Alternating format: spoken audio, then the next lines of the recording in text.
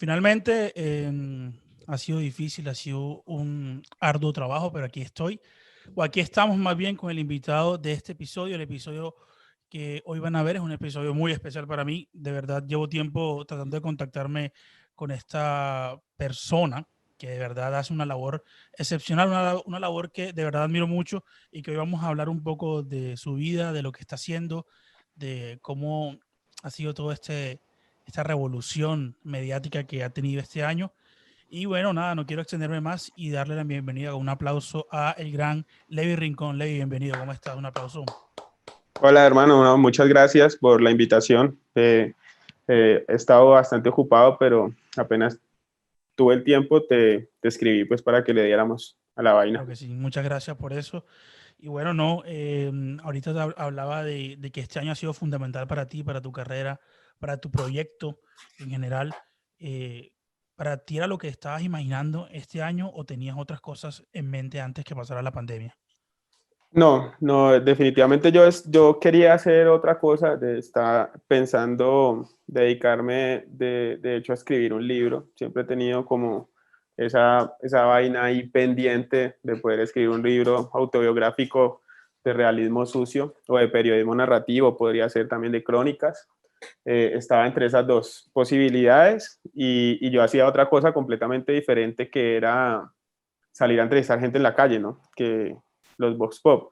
Y con la pandemia, pues eso se cayó, ya no podía salir más a la calle y decidí empezar con un noticiero, digamos que era para hacerlo 2 meses, mientras se pasaba la vaina de la pandemia, tampoco pensé que se fuera a extender tanto. De hecho, ahora mismo tengo COVID. eh, y, y entonces resulta que el noticiero gustó y empecé a comparar números y los números eran mucho más altos que los Vox Pop.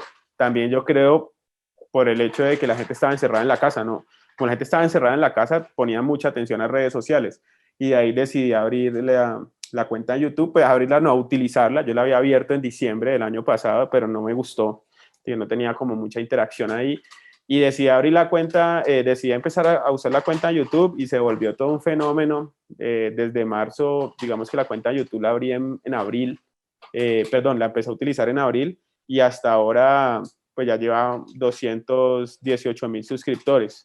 Entonces yo creo que sí ha dado un resultado, no era lo que yo esperaba. Yo, digamos que uno siempre hace cuentas desde la, como, como te dijera, con expectativas muy bajas, ¿no? Uno dice, no, pues ojalá este año termine con 20,000, 30,000, que igual es un número alto, para mí es alto. O sea, esta vaina de los números y de las cifras en redes sociales, siempre uno quiere más, se va volviendo uno como muy adicto a esto y no valora como ciertos números. Entonces yo decía, para mí 30,000 suscriptores es muchísimo. Y pues este año ya vamos en 218,000 y trabajando, digamos, en evolución, en progreso. Primero me estaba grabando con el celular, sin micrófono, sin trípode. Digamos que ahora, como viste, tengo un aro de luz, tengo una cámara, tengo el micrófono y pues ahí le estamos dando, hermano, que lo importante es el mensaje que se transmita, ¿no? Y si uno lo puede hacer con mejores herramientas, pues está muy bien. Claro. Me reflejo mucho en ti en eso. Bueno, ahora me tocaste el tema que tuviste COVID. A mí también me pasó lo mismo. Pues nada, yo te deseo la mejor recuperación y la mejor salud. Lo mejor que puedes hacer es quedarte en casa, basado en mi experiencia. Y nada, esperar que el cuerpo mismo sea el que haga todo. No hay cura, como sabemos todos. Y nada, la mejor de la recuperación para ti en ese aspecto. Por otro lado, sí, yo empecé a escuchar de ti por los Vox Pop que hacías, que me parecían bastante interesantes. Y de hecho me recordabas mucho a uno también de mis ídolos, que sé que también es tuyo, Martín de Francisco, cuando hacía la tele, cuando hacía este tipo de irreverencia, se puede decir, o salir del molde que estábamos acostumbrados al periodismo tradicional. Eh, ¿Cuándo empieza realmente a, a surgir un interés por el periodismo en Levi Rincón o por este tipo de propuestas? Digamos que yo siempre me acerqué al tema de la locución radial, ¿no? Por el hecho de haber escuchado a Martín en Radioactiva, la tele en Radioactiva. que no lo podía escuchar mucho, estaba muy pequeño, pero me causaba cierta admiración como la manera en la que ellos hacían su, pues, su programa en las mañanas. Radioactiva entró muy poco tiempo en Cali, después lo quitaron, el programa también se acabó, y yo escuché a un locutor en Cali llamado Kini, de una emisora se llamaba La Superestación. Él después hace un programa que se llamaba Radio Macondo, que era radio protesta, y ahí me empecé a interesar por los medios de comunicación, no por el periodismo. Tengo que decirte, yo no siento que haga periodismo, yo hago más bien un trabajo de amplificar a los verdaderos periodistas, que podría ser más, tampoco lo podría encasillar en activismo digital, sino como un programa más de opinión, ¿no? Opinión política, que está un poco más alejada del periodismo. Cuando te decía que quería escribir periodismo narrativo, es basado en crónicas que he leído de Leila Guerriero y de Martín Caparrós, pero yo estoy muy alejado de eso. Ahí me acerqué un poco a los medios, después estudié en un instituto de comunicación social enfocado en locución radial, no me gustó, y para el año 2013, en una época un poquito oscura para mí, había como, no estaba haciendo lo que quería, dejé todo tirado y empecé a trabajar en una emisora virtual, y desde ahí empezó todo este cuento de hacer, escribir noticias para el medio ese en el que estaba, de presentar en televisión, en un canal regional, canal local en Cali, yo vivía en Cali en ese momento, y me fue interesante, y me fue interesando, después creé algunas páginas, y por ahí me fui, hasta que por ahí resultó pues que estaba haciendo algo que tiene que ver con periodismo, pero que no es periodismo, ¿no? Sino es amplificar a periodistas que son muy buenos o que yo considero muy buenos. Bueno, en mi opinión, yo creo que haces un tipo de periodismo. Yo soy periodista graduado, bueno, igual eso no importa porque un título no te hace ni más ni menos, pero creo que informar, así sea opinión, es un tipo de periodismo. Hay periodistas que lo vemos diariamente que hacen un periodismo prepago y son periodistas. Entonces, creo que tú haces Periodistas, una labor. periodistas. Exacto. Entonces, creo que haces una labor muy buena en ese aspecto. Y ya la gente me dirá, ay, le estás lamboneando a Levi, sí, pero si lo hace bien, yo lo tengo que resaltar. Bueno, en ese orden de ideas, ¿no te parece que cuando empiezas a hacer esto y empiezas a hacer las famosas preguntas de Vox Pop y todo esto, se hace un poco viral y la gente empieza a reconocerte más?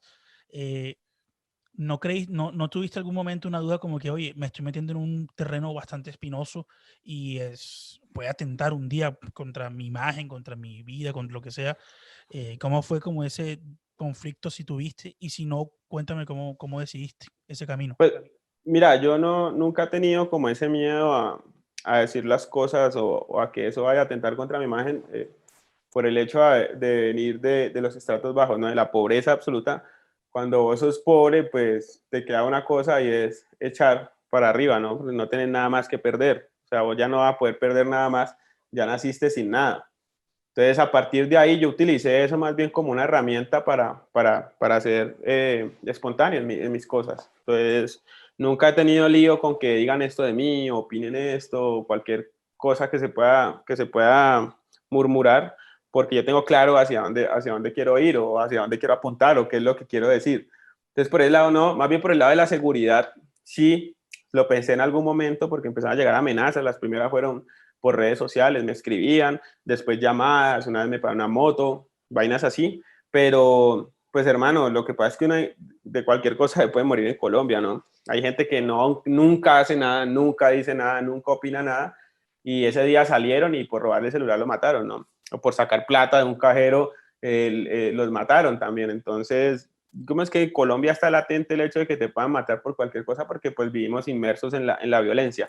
Que tiene una cuota más de peligro lo que yo hago, sí, pero no podría vivir sin hacerlo, ¿no? Sin decirlo. Entonces también estaría muerto al no decir las cosas. Mira, pilla esto. Yo vivo aquí en Francia, en París, en un país donde la seguridad, digamos que es una de sus virtudes. Igual no estás exento a que no te atraquen, te roben el celular, pero si estás descuidado te lo jalan y eso. Pero digamos que caminar tranquilo aquí es parte de la cotidianidad. Y cuando la gente no le cuenta lo que pasa en Colombia, que no puedes sacar tu celular, de que en cualquier esquina te pueden matar, que hasta no puedes hacer nada, pero una bala perdida te, te acaba tu vida, no me lo creen. ¿Crees que ese chip ya viene con el colombiano promedio? Ya estamos tan acostumbrados al dolor, a la violencia, a la sangre, a todo eso, que para nosotros es tan común que la gente se asombra cuando estamos afuera y contamos esas historias. Sí, claro. En Colombia hay una romantización un poco de la violencia, ¿no? Y una costumbre malsana con la misma. Entonces, uno aquí, ya por hecho de que va a prender el televisor y en el noticiero te van a decir que hay muertos, que hay atracos, que hay feminicidios, que hay masacres, que hay matanzas. El día que prendas el televisor o que estés viendo el noticiero y eso no pase, te va a sorprender porque entonces no está pasando nada o esta gente no está informando bien. Entonces yo creo que el colombiano sí vive con eso un poco, como con dosis mínimas de paranoia, de miedo, de terror, pero lo ha interiorizado y lo ha asumido, ¿no? Porque pues que tampoco tiene más. Aquí el colombiano no tiene otra opción, digamos, si te revelas a la violencia a través del activismo político, te pueden matar, te pueden echar de tu trabajo, bueno, muchas cosas a las que uno se expone cuando de pronto no calla las situaciones horrorosas que pasan en Colombia. Entonces yo creo que uno así vive con eso. Digamos, yo nunca he sentido esa tranquilidad de salir a caminar sin el miedo de que me vayan a robar. Y eso es una vaina que le ha pasado mucho a muchos amigos que se han ido a vivir a Europa, ¿no? Que es lo que vos me decís. Entonces la gente me dice, no, tengo el caso de gente que ha estado en Australia, no, yo camino a las 3 de la mañana y veo por ahí bicicletas y veo por ahí hasta la gente se le cae la plata y se queda ahí, o sea, vainas que uno dice, pero ¿en serio, parce? O yo salí de tal discoteca y me fui caminando hasta mi casa. Pues son cosas que aquí no las puedes hacer de entrada. Entonces, sí es un poco como que uno vive con el terror y la violencia infundadas y con el miedo. En el caso mío, yo siempre que salgo a la calle salgo con miedo. No, no, no como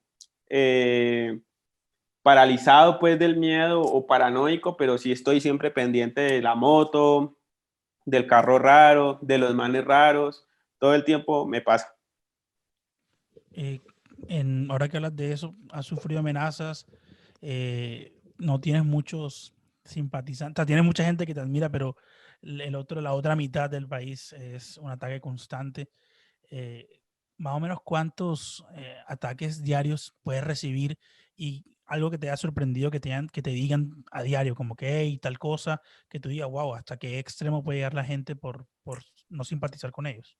Mira, yo me tuve que convertir, o sea, tuve que convertir el nombre Levi Rincón a un equipo de trabajo, porque yo estaba sufriendo ansiedad, mucha ansiedad, porque los comentarios empezaron a ser muchos, ¿no? O sea, estábamos en 20, 30 comentarios, 40, 50 comentarios diarios, a pasar a 600, 700, 800, 1000 en un día. Una vez me comentaron como 3000 veces, o sea, una vaina absurda, porque yo no soy una superestrella del rock, ni soy J Balvin, ni soy Maluma, o sea, yo me tocaba leer eso y como estaba en pleno crecimiento, entonces, no sé si te ha pasado que todo el tiempo estás pendiente de todo lo que te escriben y de todo lo que opinan y uno entra en ese juego y no duerme y es una vaina absurda.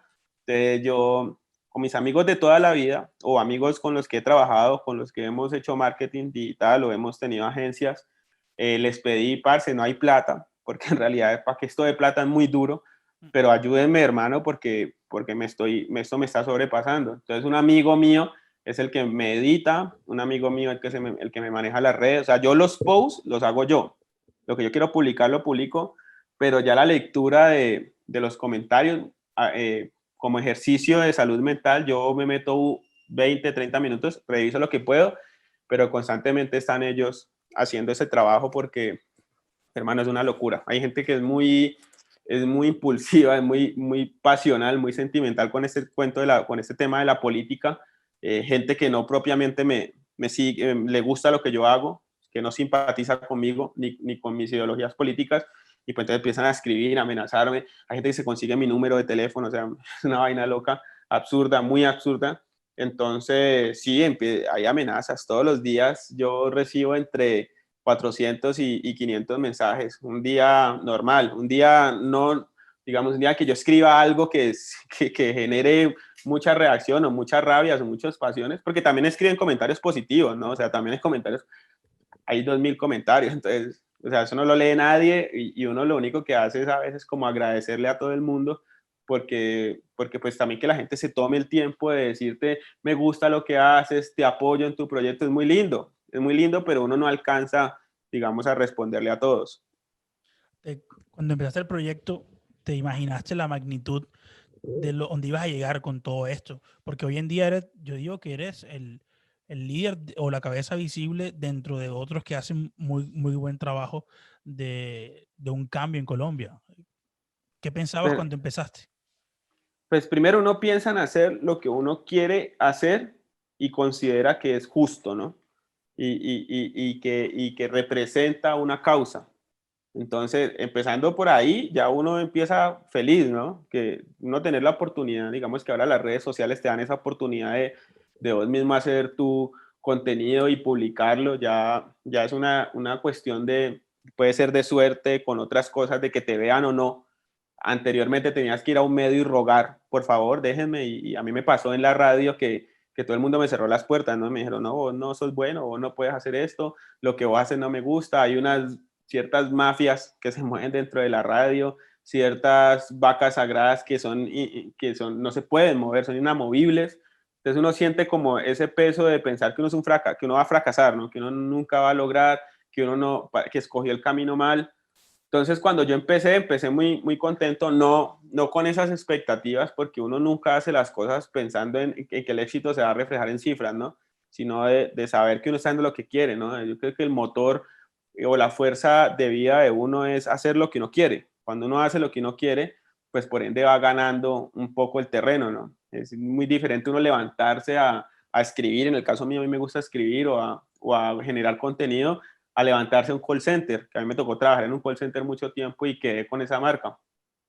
Entonces no me imaginé, todavía siento que el proyecto no ha alcanzado su tope, siento que se puede dar más, pero no me imaginé que iba a tener una reacción así, sobre todo por el método, ¿no? Porque el método mío es un poco más, digamos, directo, es un poco visceral o bastante visceral, diría yo, y es un poco como con unas formas diferentes a lo que se va acostumbrado aquí. Digamos, Martín y Santiago lo hicieron en los 90, pero no escuchabas a Martín diciéndole hijo de puta a otra persona, nunca decía, nunca, o sea, no podían tampoco, ¿no? Porque ellos también les tocó aguantarse mucho esa censura.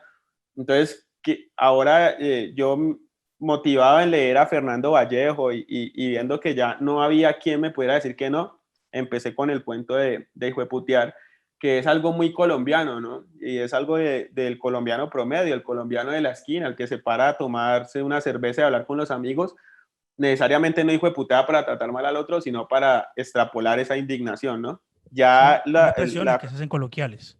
la cultura traqueta se adopta a esas costumbres y ya lo utilizan para otras vainas, ¿no? Como el gonorrea y jueputa, que es muy del sicario, que está gonorrea, te va a matar. Pero el hijueputazo es muy de adentro del colombiano común y no necesariamente es como insulto, sino como extrapolación de su frustración o de su rabia. Sí, yo te entiendo completamente. Yo soy de las personas que, bueno, yo soy como, o sea, ya la gente sabe de este podcast y de pronto tú te das cuenta, soy costeño, soy de Pasto, no mentira, soy costeño. Y nosotros también tenemos esa exageración de decir vulgaridades y todo. Y más yo, a mí me encanta decir vulgaridades porque siento que hacen parte del léxico, hay que saber utilizarlas. Pero, por ejemplo, en este espacio se llama La Esquina por eso, porque aquí nos sentamos en una esquina, hablamos como si estuviéramos en la esquina del barrio, me tomo un traguito y hablamos así. Pero aún así, yo a menor escala, mi podcast apenas va para 3.000 suscriptores, poquito a poquito. eh, a veces en los DM o en algún comentario me dicen, no, es que debes moderar tu lenguaje y todo esto. Y yo digo, es que los formatos han cambiado, no, esto no es televisión, para eso están las redes sociales. Y yo lo veo a menor escala, yo me imagino que tú también lo vives a diario. Y ahí va mi pregunta. Yo creo, y no sé si tú creas lo mismo, Colombia no está preparada para este tipo de contenidos. Colombia pienso que es un país doble moralista a nivel general y que venimos con una vara diferente, dos tipos de visiones. ¿Tú cómo lo ves en tu experiencia? Hay un conservatismo, ¿no? Y un enclosetamiento del comportamiento en la sociedad. Entonces, digamos que eso también tiene que ver mucho con que nos han criado de una manera, con formas religiosas. muy llegadas al catolicismo. Entonces, a partir de ahí vos creces con un poco de miedos, vos creces con un poco de temor a decir las cosas y con un arraigo ahí del que dice groserías, pues va para el infierno, ¿no? Se lo lleva el diablo y entonces uno cree y relaciona eso con maldad. Entonces el que dice hijo de puta está orando mal, entonces el que dice una grosería está haciendo las cosas mal o está haciendo sus caminos para el infierno, ¿no? Entonces eso se queda en el subconsciente de las personas y cuando escuchan a otra decirlo, pues entonces se purgan inmediatamente y dicen, sí, hijo de puta, pero internamente, ¿no? Decir de puta se va para el infierno, pero está diciendo también hijo de puta, pero adentro, no afuera. Entonces, o dicen cualquier cosa en público y después cuando llega a la casa se desahogan, ¿no? Que se tienen que tragar esas expresiones porque no están bien dichas. Entonces, yo creo que Colombia todavía está muy, muy lejos de poder aprobar ese tipo de expresiones, sobre todo cuando se relacionan con la buena conducta, ¿no? Con la buena y la mala conducta. Fernando Vallejo ya nos explicó que el lenguaje pues en el lenguaje es válido todo, ¿no? Incluyendo las groserías. Entonces, a mí en lo personal no me representa ningún problema, pero siento que mucha gente, de hecho mucha gente me ha dejado de seguir por eso, pero yo no pienso cambiar las formas. Colombia no está preparado para eso y para muchas cosas, ¿no? No estamos preparados ni para el matrimonio de personas del mismo sexo, ni para las personas que no creen en religión. O sea, Colombia todavía está muy anclado en ese pensamiento inquisidor, ¿no? Está todavía muy relacionada con seres siniestros como Alejandro Ordóñez o como con el mismo uribismo, ¿no? Que con las banderas de la iglesia hacen política. Esa Sí. progresión, ese sentido progresista que va más allá de esas conductas, todavía está lejano en el país, pero estas generaciones nuevas sí lo están entendiendo muy bien. Sí, en Colombia hay unas cruzadas del 2020, del siglo XXI, donde lo moral solo depende de lo que ellos califiquen que es bueno y el resto está afuera, pero también dentro de ellos hacen miles de cosas. Ahí va la famosa frase de Garzón, la épica de cuando estaba como Heriberto, decía, se indignan por un hijo de putazo, pero no se indignan cuando hay niños en la calle pidiendo limosna. O sea, hace 40 años estaba Alejandro Ordóñez quemando libros en la Plaza Central de Bogotá. O sea, 40 años no es tanto tiempo para un país que está en progreso, ¿no? Entonces es delicado, es muy fuerte que se censuren todavía temas que tienen que ver un poco con expresión, ¿no? Así es. Y bueno, ahora que estamos hablando de política, vamos ahí a meternos ahí en el lodo, lo que usted está ya acostumbrado a hacer. Y bueno, se nota, bueno, en tu discurso eres una persona que dice que eres mamerto resentido, que eres muy a la izquierda, que quieres un cambio en Colombia y obviamente eso hace que no te guste el uribismo. Eh, ¿Desde cuándo nace o ese descubrimiento de que el uribismo o lo que venimos, las maquinarias políticas en general de Colombia, las de siempre, no nos convienen y empiezas tú a darle un giro y a tomar un partido específico? Digamos, cuando Álvaro Uribe Vélez llega a su primer periodo presidencial en el año 2002, yo tenía apenas 14 años. Yo no tenía internet. No, creo que mucha de la gente de mi generación que pertenecieron a mi estrato no tenían internet para esa época. Ya existía el internet, pero una vaina de ricos y muy lejana, pues, de la gente normal, de la gente del común promedio. Eh, Ahí en ese tiempo no entendía lo que era la política, pero sí sentía que había una publicidad exagerada con el no. Y era algo que uno no entendía, evidentemente no lo entendía, y uno creció pensando que el man era el mejor presidente de Colombia, ¿no? Que fue la idea que te vendían siempre como que Uribe, uno sin entender bien el conflicto colombiano, estaba uno dedicado a jugar fútbol o a jugar PlayStation, ¿no? A hacer cosas de niño, a los 14 años todavía es un niño, pero ya vos creías que Uribe era un superhéroe, sin entender de política, porque Uribe estaba matando a la guerrilla. Entonces uno decía, "Ah, no, pues este man es el duro de duros y gracias, uno debía estar inconscientemente agradecido con Uribe y la llegada a la presidencia, incluso las conversaciones de la gente adulta o de los tíos de uno, pues que tampoco eran personas instruidas políticamente, era ese el pensamiento, ¿no? Uribe acabó con la guerrilla, por fin. E incluso antes de llegar Uribe, pues sí había un fuerte miedo que habían infundado con la guerrilla. Uno se montaba en un bus, en el caso mío, que soy de Cali, para un pueblo, o si iba uno para Florida o para Corinto, e inmediatamente los papás de uno lo primero que le advertían era que posiblemente la guerrilla iba a secuestrarlo a uno, y uno vivía con ese miedo constante sin entender bien. Para el 2006, en la reelección de Uribe, mi mamá empieza a sentir un poco el peso de la reforma laboral de Álvaro Uribe Vélez. Mi mamá trabajaba en Carvajal y a mi mamá le quitan los dominicales, le quitan las horas extras, le quitan el recargo nocturno pues eso pues yo sí vivía con mi mamá es madre cabeza de hogar. Ahí yo empecé a sentir que en realidad las vainas políticas sí tenían un efecto en la vida cotidiana de los colombianos, porque a mí pues nos tocó apretarnos y mi mamá ya empezó a decir que no, que pues a culpar a Uribe. Y yo empecé a investigar por mis propios medios con amigos que estudian en la Universidad del Valle, con gente que hacía oposición. En ese momento era muy difícil encontrar quien hiciera oposición en radio o en medios, porque todavía no estaba el auge del contenido virtual. Y me fui dando cuenta que efectivamente el man era un hijo de puta de la carrera, pero con todas las de la ley ya me fui muy lejos y empecé a investigar sobre todo la gobernación de Antioquia y los vínculos con paramilitares, las convivir con narcotraficantes y dije, no, este es un bandido. Pero no tenía la forma de expresarlo porque, pues, hermano, uno cuando es pobre también tiene otras cosas por hacer y es ver qué come ese día o ver cómo sobrevive o ver cómo paga el arriendo. Entonces era algo que me incomodaba un poco, no tiene una voz de protesta interna siempre, de cuestionamiento, no tenía la forma de extrapolarlo tampoco. Y ya para el 2014, digamos que en la reelección del 2010, que fue las primeras votaciones donde yo sí podía votar, yo no pude votar en el 2006. Entonces, cuando vi que estaba poniendo a Santos de presidente y todo, entendí que él tenía una maquinaria muy poderosa en el país.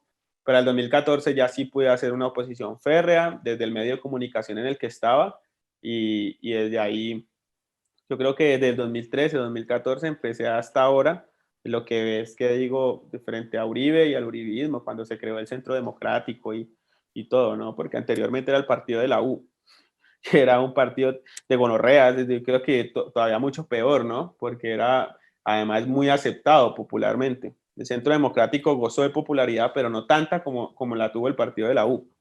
Sí, de hecho la U después cambia la cabeza de Santos Mm. y bueno, la corrupción, toda la mierda que se destapa es grandísima. Cuando hablamos de Uribe, hablamos de una persona que tiene mucho poder, que pues para infortunio de los que no estamos de acuerdo con su política y con su forma de actuar, eh, se ha perpetuado. Para los que sí están a favor de él lo ven como la solución, lo que necesitaba Colombia. Para ti, con ejemplos, ¿por qué la perpetuación de Uribe, así sea en cuerpo ajeno, no es buena en Colombia? Bueno, Explícanos. digamos, Uribe responde a los intereses de los dueños del capital hegemónico en Colombia, ¿no? No es que Uribe sea el dueño del país, como se quiere decir, y no es que Uribe sea la persona que está manejando pues a todo Colombia con un dedo.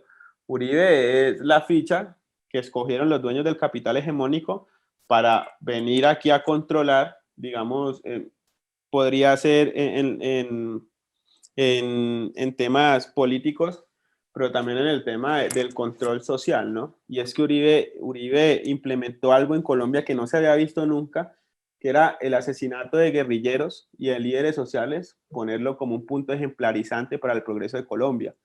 Cuando matan a un líder social, vos lo primero que pensás, o el colombiano el común lo primero que piensa es mataron a ese guerrillero, ¿no? Entonces está actuando bien, entonces el paramilitarismo está bien visto aquí, el asesinato, los asesinatos extrajudiciales o los falsos positivos están bien vistos en Colombia y ahí viene lo que es el control de la tierra, ¿no? Que es lo que favorece a los dueños del capital hegemónico, a los gamonales e inclusive a banqueros, ¿no? Porque podemos ver que Sarmiento Angulo se beneficia de las tierras en Colombia a tal punto de que no paga, ¿no? Y se queda con los subsidios y se queda con las ganancias que deberían de ser para los campesinos. Entonces Álvaro Uribe Vélez vende esa idea de ser salvador, que era lo que te decía antes, y empieza a gobernar para las élites, sin él pertenecer a las élites, ¿no? Porque Álvaro Uribe es un advenedizo, es un gamonal advenedizo que ha querido pertenecer a las élites, pero que no es de las élites y que está sintiendo ahora un poquito que las élites mismas le están dando la espalda porque ya no es tan útil para lo que se quiere ahora y en un futuro de Colombia, ¿no? Que estamos ya con el tema de la polarización. Entonces Álvaro Uribe Vélez no es la solución que necesita Colombia, nunca lo va a hacer, pero sí benefició a ciertas élites que se aliaron con narcotraficantes y paramilitares para hacer un camino político un poquito más limpio, ¿no? El ejército no puede ir a matar gente, pero los paramilitares sí. Pues con Álvaro Uribe Vélez se intensificó el paramilitarismo en Colombia y eso es lo que hace que el colombiano del común, que tiene esa cultura traqueta metida dentro de su comportamiento cotidiano, crea que Álvaro Uribe Vélez es un salvador. Y efectivamente el poder de Álvaro Uribe Vélez es el poder que proviene de esa gente que poco ha estudiado la realidad del país y que ve en él a un hombre que dando plomo puede orientar más a Colombia hacia un cambio fuera del comunismo, fuera del socialismo y fuera de las izquierdas revolucionarias, que no es tanto tan cierto, ¿no? Sofisma del castrochavismo es una de esas mentiras que supo vender bien vendida. Sí, hay un libro muy bueno que si no lo han leído, lo recomiendo, de Humberto Eco, es Construyendo el Enemigo. Ahí pueden entender la estrategia más clara que hacen los políticos como el centro democrático, de construir un enemigo siempre que asuste. En este caso, el castrochavismo, el comunismo, el enemigo siempre tiene cualidades comunes, que es pobre, la brecha social hace que el pobre sea malo y que busque a dañar a la gente de bien, bla, bla, bla. Entonces, ahí se las dejo esa inquietud. Hay problema también en Colombia, es que nos han vendido la guerra entre buenos y malos, ¿no? Entonces la Sí, guerrilla son los malos, el ejército son los buenos, los paramilitares son superhéroes, ¿no? Entonces es falsa la teoría de que en la guerra hay buenos y malos cuando la guerra toda en Colombia se ha beneficiado del narcotráfico.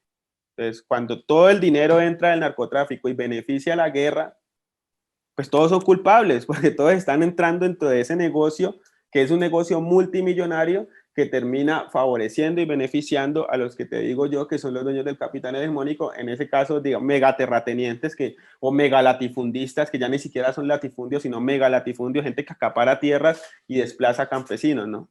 Entonces, cuando vos ves campesinos por todo el país, en las grandes ciudades, tirados en las esquinas pidiendo plata, ahí entendés que la guerra no es de buenos y malos, ¿no?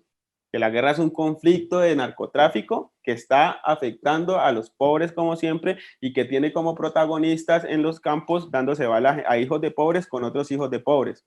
Y ahí no hay malos y ahí no hay buenos. Hay gente, hay un colombiano matándose con otro colombiano o miles de colombianos matándose con otros colombianos que representan unas banderas y otros representan otras. Porque pasa que cuando las guerrillas van a los territorios y reclutan jóvenes o reclutan niños, muchas veces esos niños o esos jóvenes no se van obligados, sino que se van porque no tienen otra oportunidad más. Entonces, cuando el Estado es fallido con vos, cuando el Estado no te da las garantías de vida y viene la guerrilla y te dice, te vamos a pagar $1.000.000 para que vengas a dar bala y te vengues de la gente que no ha respondido por vos y que te ha dejado solo, pero hermano, uno toma ese camino, uno más hace. Lo mismo hacen los paramilitares, ¿no? Entonces somos hijos de un Estado fallido y ahí están las consecuencias de la guerra, ¿no? El narcotráfico aprovecha todas esas carencias de Estado para aprovecharse de ellas. En tu opinión, y para la gente que de pronto no entiende el término, ¿Colombia es un narcoestado y por qué lo sería? Colombia es un narcoestado porque Colombia se beneficia del narcotráfico en todo sentido, ¿no? Digamos que para poner un ejemplo, Ernesto Samper. Ernesto Samper quedó presidente de Colombia con el dinero del cartel de Cali. Ajá. O sea, ahí ya vos vas viendo un Estado que está o que funciona o trabaja en contubernio para los paramilitares. Pablo Escobar. Pablo Escobar estuvo en el Congreso de la República. Pablo Escobar asesinó congresistas de la República. Pablo Escobar asesinó candidatos presidenciales. Pablo Escobar creó su propia cárcel. Entonces, el Estado siempre ha estado en función del narcotráfico en Colombia. Lo podemos ver desde el 2002 con Álvaro Uribe Vélez y la creación del Club El Nogal, ¿no? Ahí está más explícito todavía, cuando las élites no quisieron, porque para la élite se avergüenza del narcotráfico, pero se beneficia de él, no quisieron más un gobierno, digamos, que se asesorara o que se fuera más a la búsqueda de la paz, sino que se fueron con toda, ¿no? Hacer una corporación de narcotraficantes, una corporación narcoparamilitar para seguir en el poder, ejerciendo que es lo que vemos hoy, ¿no? Toda esa consecuencia de la cultura traqueta que dejaron los 80s y los 90s se intensificó en el año 2000 con la llegada de Álvaro Uribe Vélez al poder, una llegada que ni siquiera, de la que no nos hemos podido reponer ni siquiera. Entonces, cuando vamos y navegamos de esa época, al 2018, y vemos cómo Iván Duque queda de presidente, te das cuenta que es nuevamente el narcotráfico el que pone ahí a la persona que quieren que gobierne, que es la ñeñe política. Entonces, claramente, somos un narcoestado porque estamos en función del narcotráfico, ¿no? Y yo quiero un estado narcoparamilitar, además, porque no solamente estamos en función del narcotráfico, sino que estamos con paramilitares matando líderes sociales por debajo de la cuerda, debajo de cuerda, que son las águilas negras que operan en contubernio con el ejército y con la policía y que están matando gente todos los días y masacrando personas. Entonces, cuando vos pensás que el paramilitarismo se acaba en Colombia es mentira, sino que cambian el raciocinio y dejan de ser paramilitares para convertirse en águilas negras o autodefensa y gaitanistas o las BACRIM. Por eso somos un narcoestado. Ahora que tocaste el tema del gobierno actual, ¿qué opinión te merece o cómo analizas tú esta gestión de estos 2 años, casi 3 en el próximo año, de Iván Duque? ¿Qué puedes decir de eso? Mira, uno no puede decir nada más allá del desastre evidente, ¿no? Que es poner a una persona que no tiene ningún tipo de experiencia en un cargo que es el más importante políticamente en Colombia, en el país. Pero hermano, uno siente una sensación como de orfandad. Como de que no hay presidente, no hay una representación, no hay un respeto por la persona que está asumiendo ese cargo y pues hay un océano de angustia. Yo creo que un océano de no saber uno para dónde va o qué va a pasar y eso se refleja, ¿no? En sus alocuciones, en sus decisiones, en lo que pasa, pues, digamos, en el caso de San Andrés, por ponértelo así. Se le avisó con tiempo que se preveía un desastre climático y no hizo nada.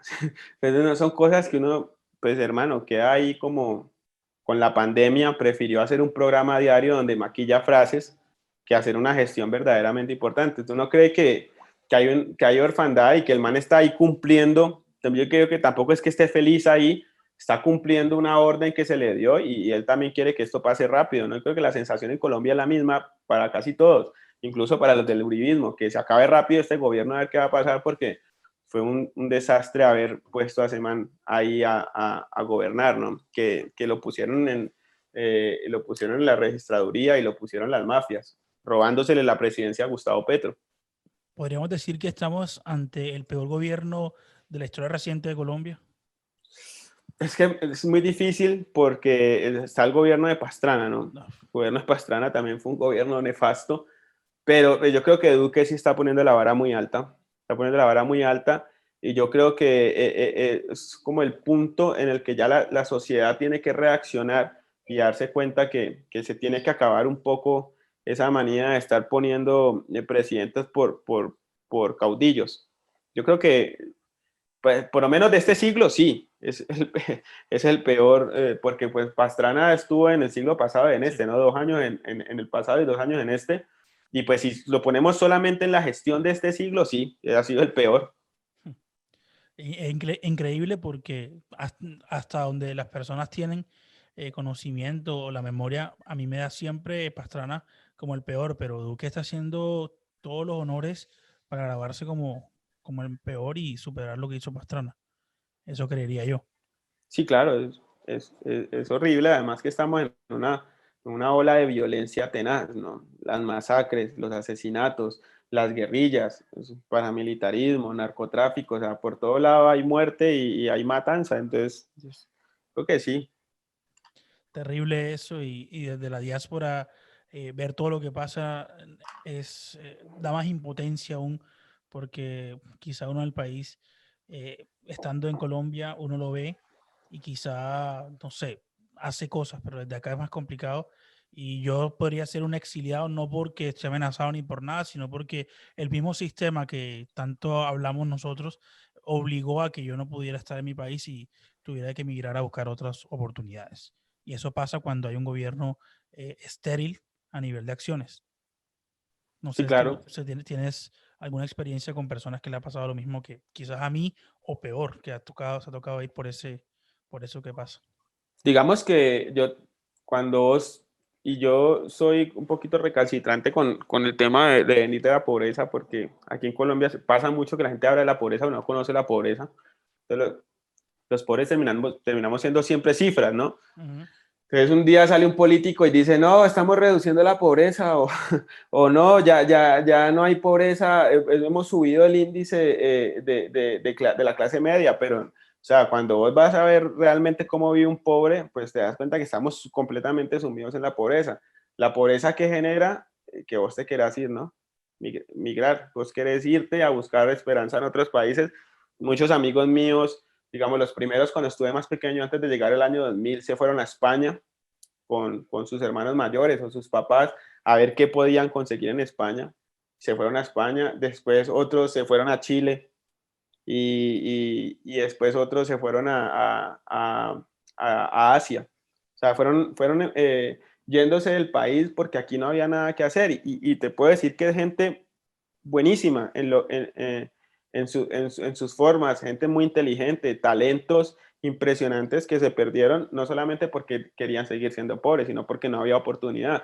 Entonces te venden esa idea, el capitalismo te vende esa idea en Colombia, digamos, el neoliberalismo, que es el que impera acá, de que el pobre es pobre porque quiere, ¿no? Entonces toda esa frustración te la dejan a vos.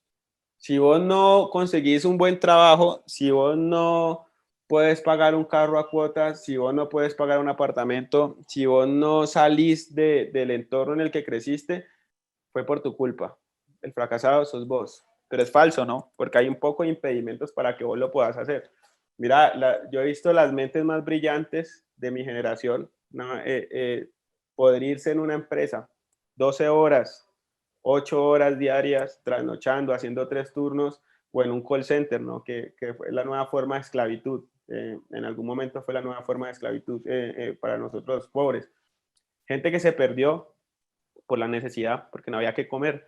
Entonces, o pensás, o te dedicas a lo que querés, o comes. Hay dos opciones, no hay más. Y todo el mundo no tiene la resiliencia, ni todo el mundo tiene el aguante para quedarse ahí aguantando hambre y que aparte toda la sociedad te esté señalando diciéndote que no servís para nada. Es un tema muy complejo y lo vemos a diario. Estoy totalmente de acuerdo contigo. Y bueno, por lo menos, digamos, siguiendo con esta este orden de ideas, ya las generaciones de nosotros y estas nuevas generaciones están despertando un poco de lo que venimos viviendo. Nos hemos dado cuenta que la clase dirigencial colombiana es la misma desde, no sé, hace 200 años y que no cambia nada, que seguimos hundidos en la misma mierda y que no nos hemos levantado viendo todo esto y personas como tú, como Wally, como los periodistas Julián Martínez, Gonzalo Guillem y muchos más que se me escapan ahora, pero que hacen un buen trabajo y que comienzan a despertar de ese letargo que estábamos sumidos hace muchos años.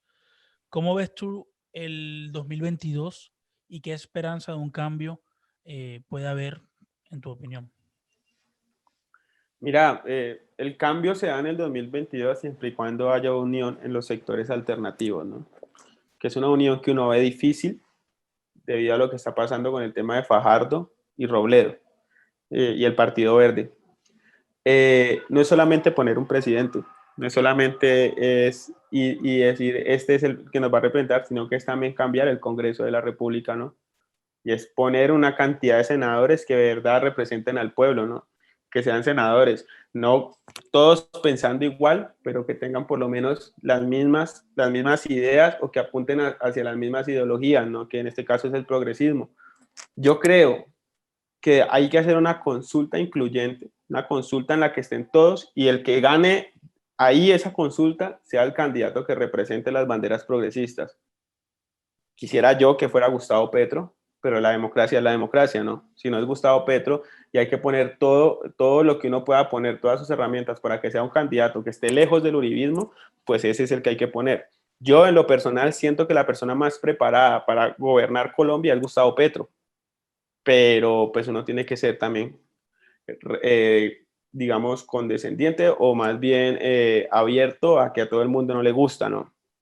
Y uno tiene que entender esa parte de las democracias, que hay insatisfacción de algunos sectores, pero por un bien, digamos, social, por un bien de Colombia, creo yo que el presidente de Colombia debe ser él, y hay que apuntar hacia allá y a reformar el Congreso y a ver qué sale de ahí, ¿no? Y hay que castigar en las urnas a ese periodismo, perdón, a ese político paquidérmico que lleva años ahí y que solamente está ahí para beneficiarse de la teta pública, ¿no? Que pueden ser casos como el de, en algún momento fue Gerlain, que ya no está en la política, o pueden ser casos como el de María Fernanda Cabal, pueden ser casos como el de Paloma Valencia, que son personas que uno sabe que están allá, pero no están haciendo absolutamente nada, ¿no? Así es. Eh, Cuando yo hablo con latinoamericanos, nosotros coincidimos en Latinoamérica que tenemos ciertos patrones políticos muy parecidos, cada país en lo suyo, pero digamos que pasamos por muchas cosas iguales. Em, Mucha gente me dice como que, pero ¿por qué Colombia tiene tanta sed de cambio radical a la izquierda? ¿O por qué se quieren meter al progresismo si los progres hoy en día están súper perdidos y no saben lo que quieren, bla, bla, bla? Para esa gente que quizás te ve afuera y que no es colombiana y que de pronto no comulga con eso o que no entiende, respóndeles por qué Colombia necesita ese cambio y por qué el progresismo sería la mejor solución no sé, en tu opinión. Mira, Colombia es el país, el único país de Sudamérica que nunca ha tenido un gobierno de izquierda, que nunca ha tenido un gobierno progresista. Es un país que ha estado siempre lanzado o que se ha ido más bien de forma muy directa, pero eh, maquillada hacia las derechas y hacia las ultraderechas. Colombia no ha tenido otras formas de gobierno, entonces siempre la población ha tenido que escoger entre el candidato de derecha y el de ultraderecha, entre el liberal y entre el conservador. Y así se han dividido el poder durante 200 años. Incluso hubo un momento aquí que existió el Frente Nacional, ¿no? 4 años liberales, 4 años conservadores, y mataban al que no estuviese de acuerdo con eso, ¿no? Para el gobierno del abuelo de Paloma Valencia ya había un cansancio por parte de la sociedad, y es donde nacen las guerrillas, ¿no? Donde nacen las FARC, donde nacen movimientos guerrilleros. Para 1970 el padre Andrés Pastrana se roba las elecciones presidenciales, nace otro movimiento guerrillero. Entonces, ¿por qué hay que creer en que se puede hacer el cambio desde lo político? Porque esta ola de repartición de poder, pues lo que genera es más violencia, y lo que genera es más guerrillas, y lo que genera es más disidencia, y lo que genera es más matanzas en el campo. Y nadie va a querer, pues, que en su país, o querer que su país cargue la bandera de tener la guerra más antigua del continente, ¿no? O de tener la guerrilla más antigua del continente. Yo creo que el cambio, sobre todo por ahí, y porque ya los colombianos, la gente, los campesinos y las minorías necesitan ya ver un poco la luz. Uno desde las ciudades muchas veces sabe que hay violencia, pero no la recibe tanto como las personas de los territorios. Lo que llaman los sociólogos la Colombia profunda, ¿no? Que es algo de lo que nos explicó y en lo que se le pasó toda la vida el señor Molano. Alfredo Molano, ¿no? Que era explicarnos la razón del conflicto y por qué Colombia necesitaba unas nuevas formas de gobierno, ¿no? Que hacen que paren un poco la violencia y que ya dejen de surgir nuevas guerrillas, que es el problema, que la guerra en Colombia es lo que impide como el progreso social, ¿no? Y es una vaina muy triste. Colombia es un país muy atrasado socialmente, un país atrasado en infraestructura, porque todo el tiempo se está depositando mucho dinero en la guerra. La guerra, para la guerra siempre hay, para las armas, para el plomo, para helicópteros, para aviones, para todo, y se deja a un lado temas como el de la educación, temas como el de la salud, temas como el de la infraestructura. Y por eso, si vos que vivís o llevan mucho tiempo fuera del país, cuando vos venís sentís ese atraso tan hijo de puta, ¿no? Porque es que estamos reatrasados. Entonces, es sobre todo por eso, ¿no? Que haya unas políticas de gobiernos que ayuden a la población a salir de ese enquistamiento de atraso en el que está, Eh, incluyéndome yo ahí. es curioso porque, como te decía, vivir en Europa hace que de pronto con el tiempo te acostumbres a una burbuja que al final debería ser así en los países. Eh, Francia tiene sus problemas y todo, pero si lo comparamos con Colombia, digamos que a nivel político está bien estructurado. La gente que está a favor de la derecha y de lo tradicional siempre acusa al que protesta como que quiere que todos se lo regalen y no entienden que no es que regalen nada, es que hay unos impuestos que son destinados para que haya una salud, para que haya una educación, para que haya vivienda, para que haya trabajo y son derechos fundamentales de un ciudadano. No te están regalando nada, tú estás pagando por eso y cuando lo que hace el gobierno es coger los derechos y privatizarlos y convertirlos en servicios. Y ahí va el problema. Además de eso, los recursos no llegan completos y está la corrupción. ¿Ves viable que no solamente políticamente, sino mentalmente el colombiano pueda hacer ese chip, ese cambio para que podamos entender que tiene que ser como es? Han hecho muy bien el trabajo, ¿por qué? Porque lo que son los derechos fundamentales lo han vuelto una forma de vida con estatus social, ¿no? Entonces, cuando vos puedes pagar una prepagada, lo primero que hace el que paga la prepagada es ir a decirles a sus amigos, a sus familiares que tiene con qué pagar una prepagada, ¿no? Y eso le da un respeto dentro de no, este man tiene prepagada, este man tiene plata, sin tenerla, porque en el fondo sabes que no tienes plata, sino que estás cagado en deudas. Cuando tenés para pagar una universidad privada, un semestre de 8 millones, que vas y te endeudas con el banco, el banco o el ICETEX o lo que sea, también te sentís como que estás progresando en la vida. Cuando puedes pagar el Chevy Plan, el carro a cuotas que terminas pagando en 4, 5 años, 6, 10 años, todas esas vainas te dan estatus, pero en realidad son los derechos fundamentales que vos tenés que tener, ¿no? Derecho a la vida, derecho a comer, derecho a la salud, derecho a la educación pública y ciertas cosas con las que vos decís, yo me puedo plantar aquí y vivir. Eso no es comunismo ni es socialismo. Simplemente lo que vos venías explicando, uno paga unos impuestos y tiene derecho a esa retribución. Entonces el colombiano todos los derechos fundamentales los ve como una forma de estatus. El colombiano no tiene carro porque necesita un carro y no que tiene carro para que los demás vean que tiene carro. Es absurdo cómo es tanto la idea de progreso que nos han vendido a través de esos bienes materiales que todo el mundo ahora tiene carro. Y vos salís a la calle y lo que sentís es como una presión, te sentís un poco invadido y te sentís como que ni poder respirar de los trancones tan hijo de puta, y es que a todo el mundo le dan la posibilidad de comprar carros. Cuando vos tenés tu escala de valores invertida o tenés tu escala de valores mal formada, pues vos preferís comprarte un carro a instruirte, a leer, o vos preferís endeudarte pagando una tarjeta de crédito a de verdad comprar las cosas necesarias para poder llevar una vida normal, ¿no? Entonces vemos casos como el de la esposa de Holman Morris, que no podía vivir con 12 millones de pesos al mes.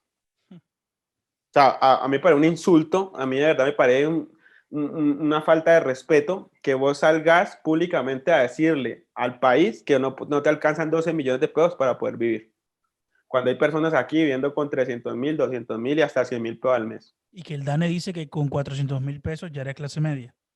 Exacto. Entonces, cuando vos en la sociedad creas ese tipo de personas que no pueden vivir con 12 millones de pesos al mes, que no pueden vivir sin ir a un club, que no pueden vivir sin pagar 500.000 pesos por hacerse un masaje facial, entonces estamos fallando como sociedad.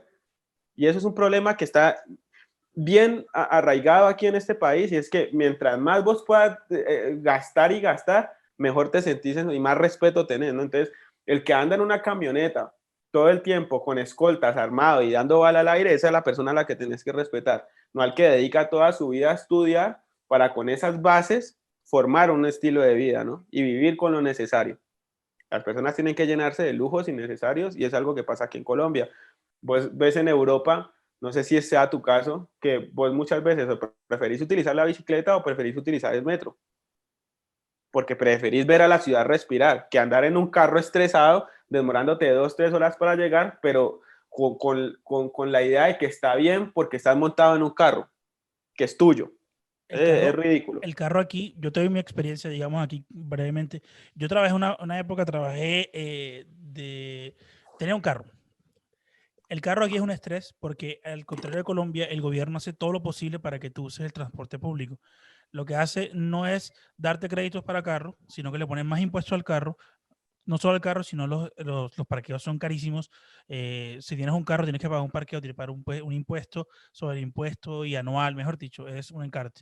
Además de eso, no hay casi parqueo. Europa es un continente viejo y tampoco hacen muchos parqueaderos para eso.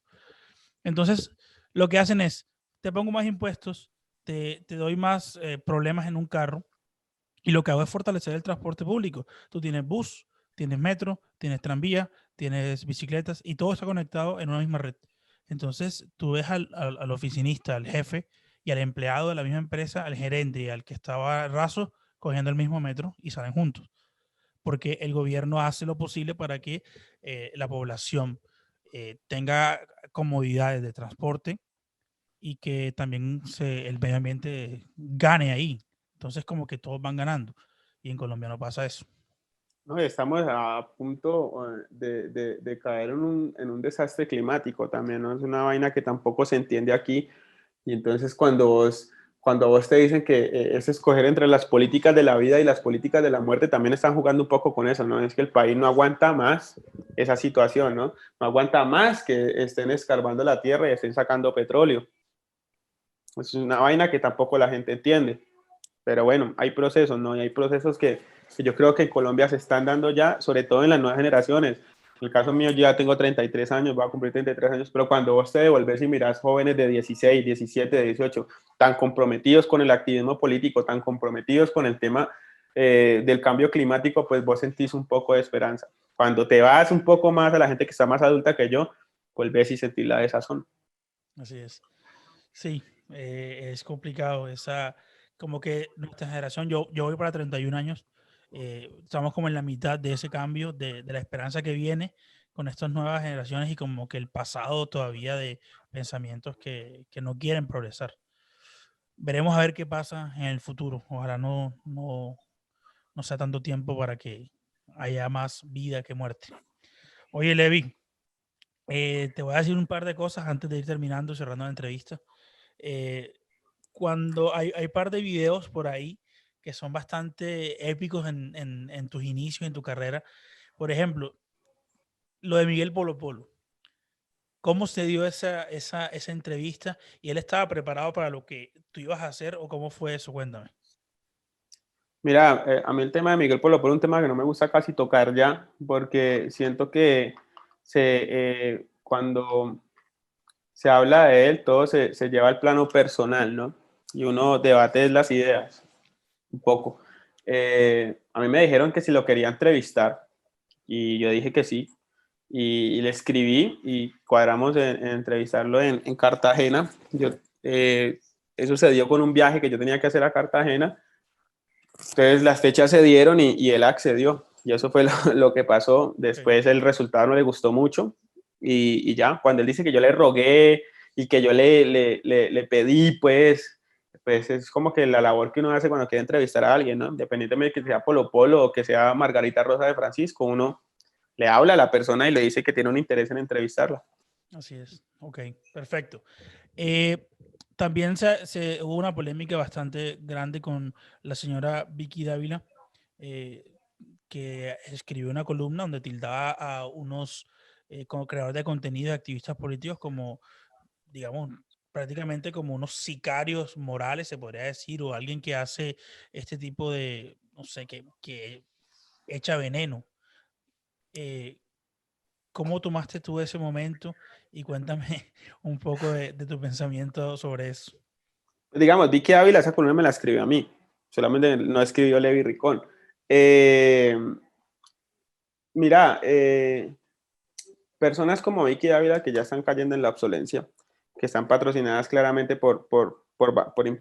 por oligopolios, yo creo más bien representan los oligopolios mediáticos y que están patrocinadas por casas banqueras o por gente muy poderosa, pues cuando se entendió que las redes no funcionaban de la misma manera que funcionaban los canales convencionales de televisión, pues se estrellaron muy fuerte.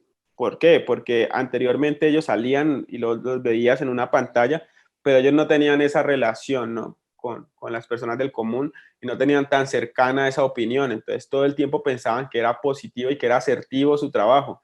Entonces a vos te hablaban de Vicky Ávila y la ponían como la mejor periodista de Colombia, ¿no?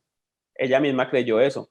Cuando ya va al plano real y ve que la gente está insatisfecha, pues tuvo que buscar un culpable, ¿no? Es lo de siempre, hay que encontrar un culpable y a ese culpable pues atacarlo. Vicky Ávila pensaba que la insatisfacción era mía, pero la insatisfacción es de millones de colombianos, no es solo mía. Entonces, cuando sintió ese poder de las redes sociales, de que de verdad hay gente metiéndole la ficha y que no se debe absolutamente a nada y a la que no le condicionan su opinión, pues no supo qué hacer. Para mí, yo creo que entró en un momento como en un cuadro psicótico un poco y, y lo extrapoló de esa manera tan, digamos, tan, tan poco profesional, ¿no? Porque ella es periodista, entonces, pues periodista, ¿no? Su título dice que es periodista. Entonces, ese mismo síndrome lo vivió Luis Carlos Vélez, lo de María Isabel Rueda, Salud Hernández y una cantidad de gente, Néstor Morales, que se deben a poderosos y que estaban desentendidos de la realidad, ¿no? Y la realidad es esta, hermano, la realidad es el colombiano de a pie que tiene acceso a redes sociales quejándose de lo que está pasando en el país, porque al fin y al cabo es el que lleva en los hombros todo lo que es capaz de hacer un narcogobierno como este, ¿no? Así es. Bueno, para ir cerrando, te voy a decir unos nombres y aquí en las imágenes van a aparecer las pantallas ahora de quiénes son y tú me vas diciendo una opinión así, haciendo tipo la tele que tanto admiramos. Si te digo Mafe Cabal, ¿qué se te viene a la mente? Cinismo, Luis Carlos Vélez, lameculismo, Paloma Valencia, corrupción, Natalia Bedoya, nada, Martín de Francisco, eh, ídolo, Salud Hernández, mm, eh, ridiculez, señora Raya en la ridiculez, y por último, creo que el que más esperas, Gustavo Petro. cambio, Ok. lo relaciono con el cambio. Ok, Levi, nada, yo estoy muy agradecido y feliz de haber tenido esta conversación tan chévere, tan bacana, con una persona que está haciendo un activismo, diría yo. Bueno, tú dijiste que estás dando una opinión, pero con alguien que está haciendo un movimiento que va empujando ese carro tan pesado de tantos años en la política colombiana. Y te felicito por lo que estás haciendo, te agradezco por tu tiempo, por pasarte aquí un rato por la esquina. Espero, como le digo a todos mis entrevistados e invitados e invitadas, que podamos hacer una segunda parte cuando vaya a Colombia, que nos podamos ver, sentarnos y ver cómo ha seguido tu evolución y cómo has seguido creando nuevos movimientos e influenciando a muchas personas. Te agradezco mucho. Si quieres decir algo antes de despedirte para toda la gente que nos escuchó y que nos vio por YouTube, ahí está el micrófono para ti. No, hermano, nada, muchas gracias. De verdad valoro mucho estos espacios de gente que le mete la ficha y hace contenidos que hace unos años eran imposibles de ver y que se dedique con pasión a esto, ¿no? Yo creo que al final todos nos vemos beneficiados de alguna u otra manera cuando encendemos el televisor o navegamos por internet. Pues, hablo del televisor que se puede, del Smart TV, pues, o más bien el celular y podemos ver que hay gente trabajando, ¿no? Eso también sirve de motivación para que uno lo siga haciendo, ¿no? Y va generando, pues, una ola de información mucho más grande que al final tocan a los colombianos del común. Entonces, me parece que es espectacular que haya tanta gente haciendo esto. Listo, muchas gracias, Ley, nuevamente. Y a todos los que estuvieron ahí, recuerden que seguimos aquí, seguimos en la esquina podcast con invitados de verdad increíbles. Hoy fue Levi Rincón, gran creador de contenido y persona que está haciendo una revolución, en mi opinión, en las redes y en todos los medios digitales. Gracias nuevamente. Recuerden suscribirse, así apoyan este canal, así apoyan este contenido y seguimos creciendo. Gracias a la gente que nos escucha en Spotify, Apple Podcast, Google Podcast, Deezer y más de 9 plataformas en streaming de audio. Y gracias a la gente hermosa y linda de Patreon. Gracias a ustedes seguimos ahí, luchando para seguir adelante, crear contenido, traer invitados como todas las semanas lo estamos haciendo. Y nada, cuídense mucho, pórtense bien, cojan la suave y nos vemos en un nuevo episodio de La Esquina Podcast. Hablamos.